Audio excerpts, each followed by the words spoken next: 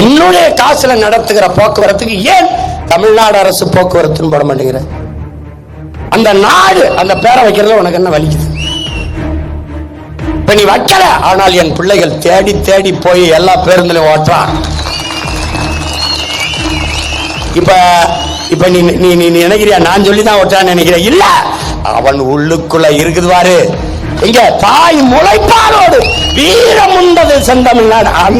அந்த உணர்வு அவனை உசுப்பி போகுது. நான் சொல்லல. இப்ப கடற்கரையில் இருக்க சமாதி எல்லாம் இடின்னு நான் சொல்ல வேண்டியதில்ல.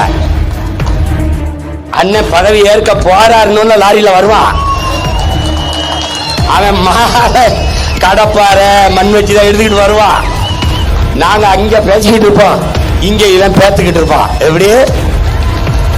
நீங்க பாரு, என் பாட்டி மேல சத்தியமா ஒரு நாள் இது நடக்கும்.